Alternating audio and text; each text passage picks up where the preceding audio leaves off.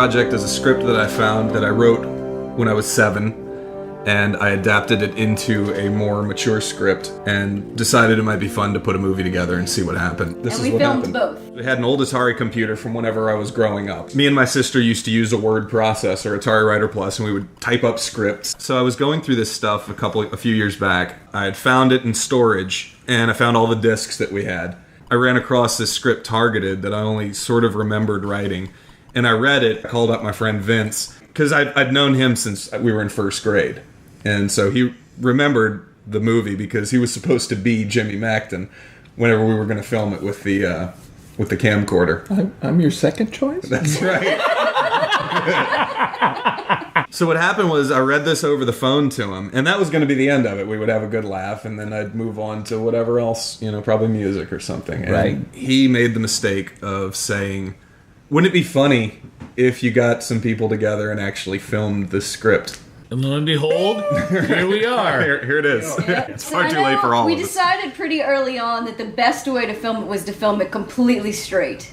Not be like, yuck, yuck, yuck, but like, just act like it's a real film. We started spending all this money on props, and if we're going to spend this kind of money, why don't we do a good script? Right. While we're at it. And that's what led to what we've come to call the A script. My question to you as the writer is, how do you take that first script, which has very little in terms of plot, very little character development. That's still being too kind. I would have to utterly disagree with you. And immediately dies. How do you turn that into a real story? Where was your inspiration? Or a lot of the inspiration for that came from the challenge of that, in finding, okay, what can I draw from this that's got something that's entertaining and still has a relation to it? Because it was a real creative exercise to turn it from the B script into something that was in the A script, but not necessarily something that was easy to catch.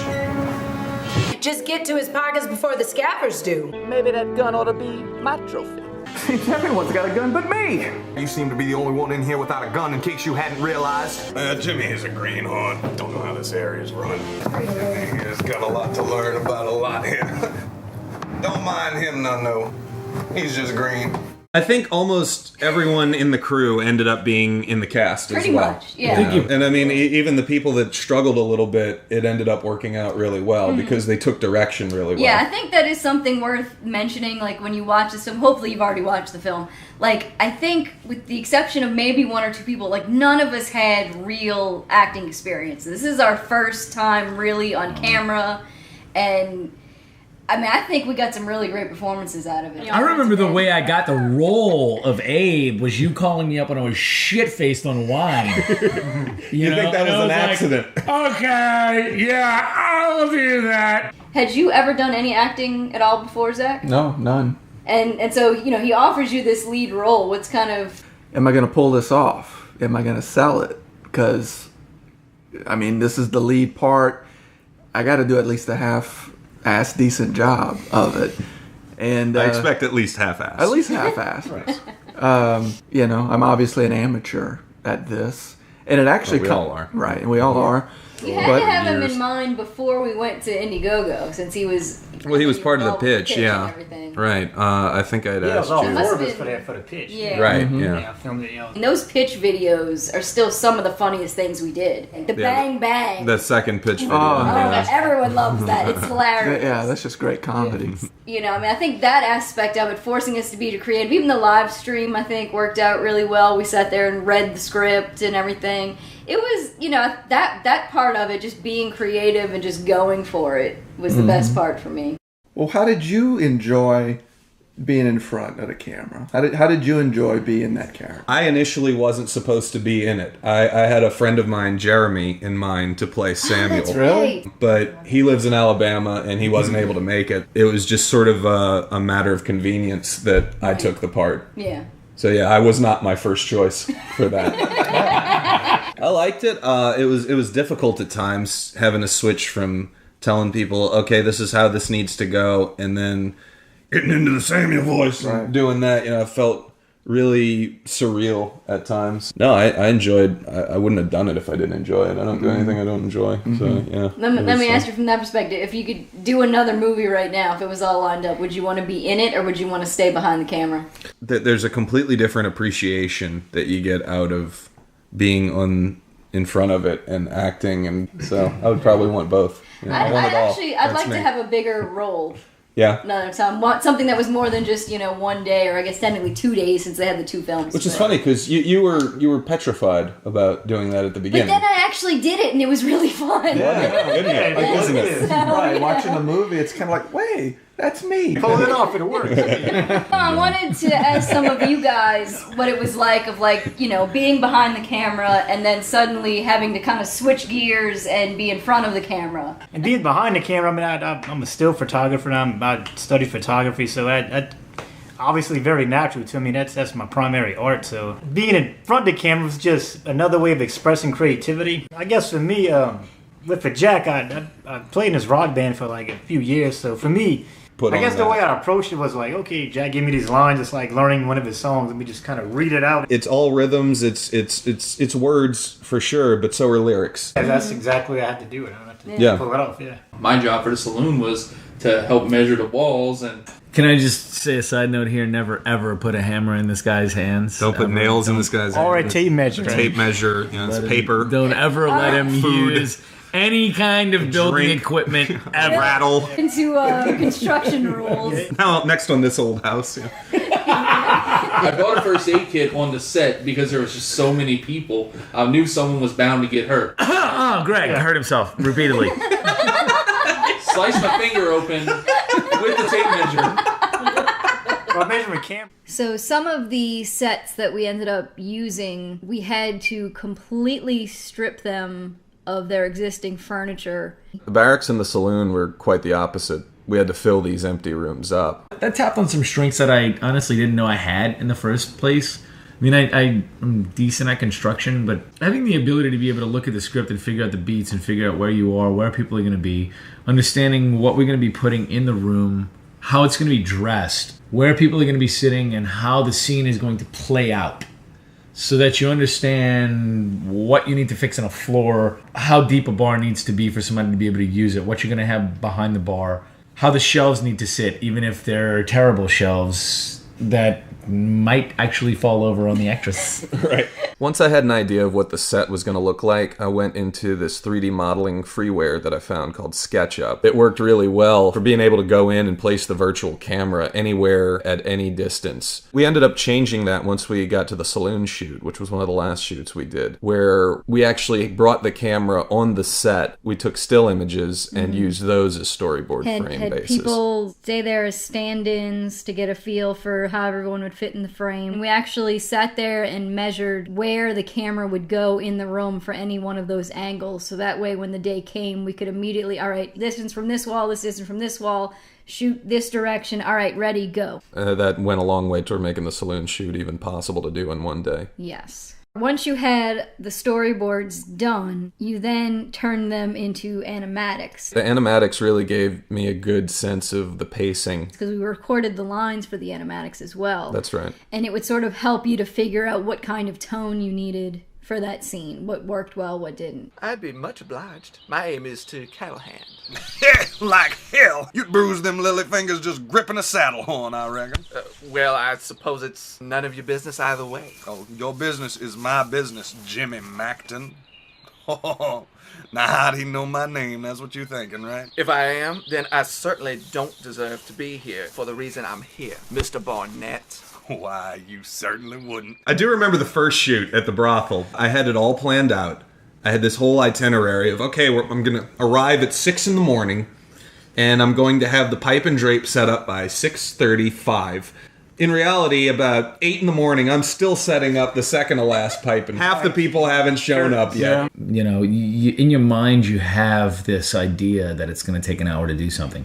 It takes 6. Yes. Yeah. Oh, yes. And I mean, and that's on a regular basis. And we had extras canceled. Everything was a scramble. Everything was like setting up everything last minute. Oh, it was. It isn't even low budget. It's shoestring budget, and you're relying on the help of your friends. Right. Yeah. You know, and a lot of those friends have never been on a set before. Right. The covered wagon. We actually filmed it in the same place that we filmed the Safe House. Yeah. You step back a little and it looked completely ridiculous, but when you see it in the film, it looks fairly authentic, I think. Film was filmed on a Canon 7D DSLR camera, not some fancy camera. It has HD capabilities, and that's what the entire thing was filmed on. So the lenses focusing was manual, zooming was manual. It's all regular, still tripod. You know, we had limitations to our equipment, but I think we did good, and it came out great for So you, what we so had. you had one lens for the One whole, lens, for the yes. whole Yeah. movie. 28 to 135 zoom lens, yeah. And I think How it came many out great times looking. during Right. shooting did I say, "Can we get this?" And you Right, said, right. "We don't have the right lens for that." Right, Jack. yeah. I'm sorry. If I have to cover up another fucking outlet again, Yes! Yes, sir. light switches, outlets, everything. My Yep. God, that Make was a sure pain. you're not going too Yes. high, so you're not showing the lights. Oh, Yeah, yes. ceiling fans, they couldn't go too low. You can go too high. Oh, But yeah, if there's a random painting on the wall or just things stacked in the corner, that's Right. why. That's what we're. had yeah. you done much videography before this, or was this like your first real like videography project? My first real actual videography project. Now everybody takes videos, but the actual Sure. one, Sure. I've actually committed to and did the whole project through and through. Yeah. Who was the guy who was Michael burping the Cobb. whole time? That was Vince. Vince. Yeah, apparently he $1,000. didn't realize that we were actually like filming. No, he didn't. Like he we did were not. rolling. It was one of the takes where me and Zach are staring each other down Yes, in the yes. hotel room. So it was like very, very quiet. It was supposed to be a very solemn shot, and we're staring at each other. We both start laughing. We're like, all right, just keep going, just keep the angle, keep it rolling. So we're standing there. This ungodly loud, Obnoxious. we all got upset because Yeah. we're like, come on, dude, what kind of dick does that? Right. And so I'm like, come on, man, you got to fucking, and he didn't hear me. And Yeah, then we kept yelling down the stairs at him. Yeah, and he couldn't hear Seriously, me. when you're yelling, We did the entire shoot for that. Took about 4 or 5 hours for that something shoot. like that. And then I go downstairs and I called him out on it. I'm like, Vince, come on, man. We were trying to film. He's like, what? Y'all are done? I didn't even know y'all had started. I thought y'all were just rehearsing a really long time. Serious?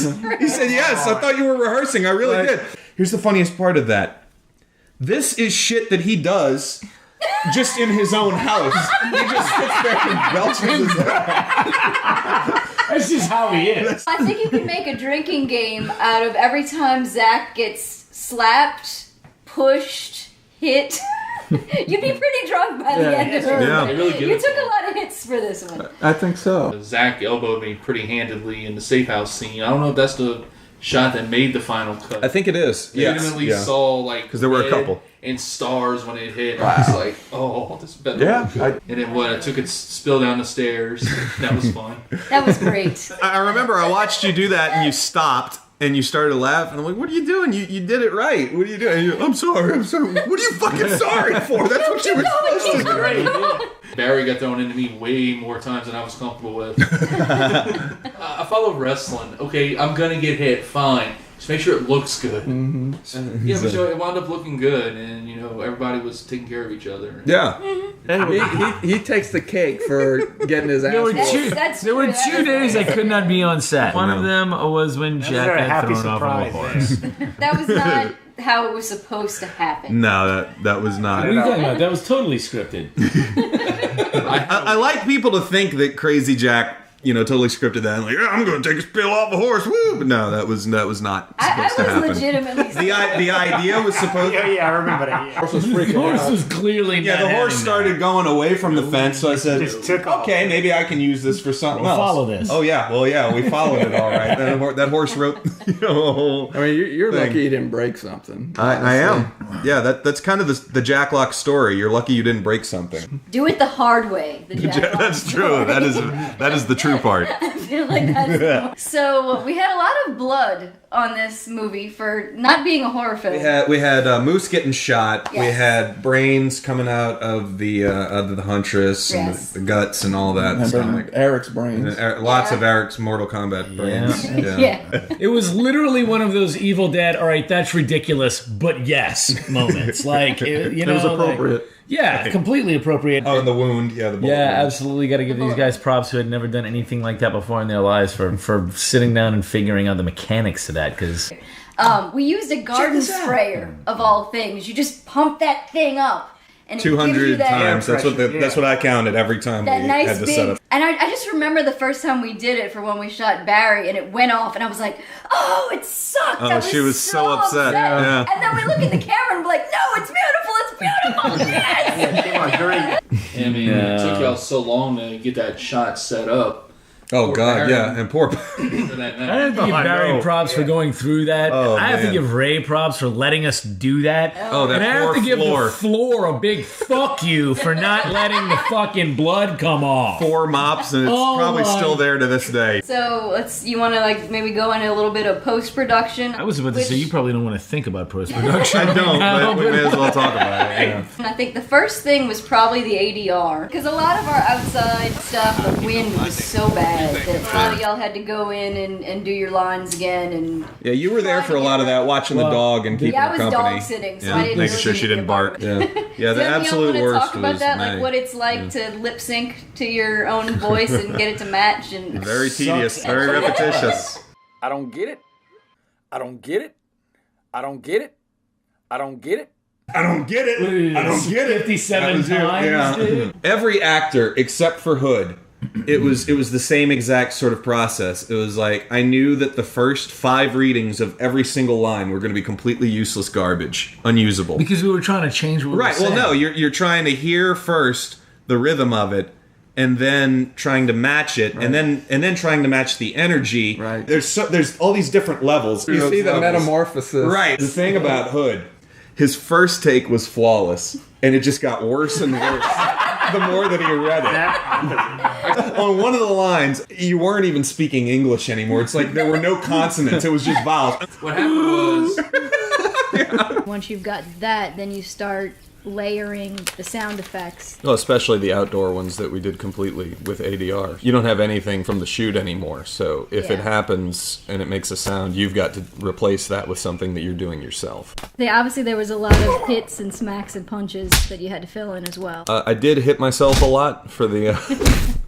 for those, but a lot of them came from freesound.org. You know, people who upload sounds and put them under a Creative Commons license. So here, if you want to use it for your project, use it. I tried not to use those as much as possible, but making a really good punch sound is really hard to do. I would think so. And yeah, I wanted to get to other aspects of the project, so. The one interior that we had to do ADR for was the safe house. Whenever somebody puts something down on the table, that's got to be taken care of. Yeah, just like spending hours just rubbing objects against other objects. You start to kind of question what you're doing, but it ends up working out really well for the project in the end. And I imagine you've also now got some stuff that you could use for future films. Oh yeah, as well, absolutely. From that way. I ended up uploading a bunch of those sounds to Freesound, and some of them have been used. I've got some nice comments from people, so it all comes around. Did you find it a challenge going from being a musician yourself, obviously, but you primarily focus on what I guess you call pop music or Pop, rock, modern and then going music. into, you know, a Orchestra. score. I felt like, well, my God, if I've got to get at least one thing right about this movie, it better be that. I had no idea of, you know, any of the conventions of what's expected, what's okay, what's not okay to do, why kinda is it learned not as you okay. went. Exactly, yeah. Took some And pages from the big guys. yeah, I got the John Williams soundtracks, listened to that. I wasn't trying to mimic it, I was just trying to get an idea of what's okay. And kind of glean from that why it's okay. The first piece of music that I did was the travel montage. You know, it was about 30 seconds or so, and so I felt like this is going to be sort of my test. Am I going to be worth a crap at this, or am I going to have to really scramble and figure something else out? Because I really wanted to have a traditional orchestral score with it. And so I did that. And it was good. I listened back to it the next day, and I didn't hate it. So I felt like, well, that's a victory in itself. The miniatures looked amazing, by the way. Thank you. Seriously. Yes, it did. Look very Thank you. well. Very- The aging, very the shot, the angle you decided to shoot them from, how you use them, everything looked very convincing and very Because good. that's not an easy thing to do, to like make it so that it's not just a toy sitting there. No, it's That actually- really sounds like Weathering it. is everything for Yeah. miniatures. I learned that's the fun part about this whole project for me, is becoming a temporary expert at all these different aspects. You learn it, you become really versed in it. You use it and you fill it up with the next Put it thing. in the recycle bin. The safe house scene, that was really the biggest challenge for doing the color correction, making all the colors consistent from shot to shot, because I counted 5 very distinctly different lighting and white balance and color profiles. The room that we mainly shot in was blue. So whenever we went back to do the pickup shots, 7 months later, the only room that was available, it was white. I had to pick a shade. I picked blue and just try and tweak all of them to look as close to each other as possible. Inside, you got the soft boxes and reflecting off the walls, the clothing. Yeah. Right. You got to pull greens out and reds, and it's just... You can tell that's what he most recently did because he's going. That was the last. Yeah. That was the last. Yeah. Well, that's an art Most form recent, in and of yeah. itself. Oh my god. How much experience in making your YouTube videos, your music videos, like when you did the mohawking of your cousin, and some the music videos de-bearding of you. Oh god, that was totally 2007, different. yeah, that But I was mean, did any of that help you at all? Of course it did. Yeah, you learn about composition. A big thing for me that I got, what I learned from music videos was pacing. I think that there's a certain feel to editing. You watch a scene, you know when a cut ends. I don't know if it's a sort of zone that you get into where you look at it and you feel like this isn't funny if it's cut, 3 frames longer than where it's cut here. The main thing pretty with much the comedy since- videos that I remember is that it was literally just feeling it out as we went. It was a very spirit of improv, whereas this was so structured. We knew, you had done the storyboards. We knew what we needed to get. I feel like if I went back and looked at some of the music videos and the shorts now after this, I'd probably look back at it and maybe throw up. It's just Like, wow, that was childish. that was really horrible. I don't know. Maybe I lucked into some decisions that I didn't even know were good at the time. But I kind of doubt that. But I mean, think how well equipped you are now for the next movie. Yeah, whatever that is, that's going to be. Yeah, because we were running that set by the end. We were running it like a machine. The last thing was outside, right? And yeah, when At you Laurel think about Valley. how fast and how quick and how well we got through that one. Yeah, and there were a lot of shots in that. We covered the town in both scripts. We covered Train went on that train. the train for the travel montage, the inside of the train as well. Yeah, we did a lot. Inexperienced cast, crew, etc. I think we did fantastic. This was literally people who did not know what they were doing. Right. Learning all as of us. we went.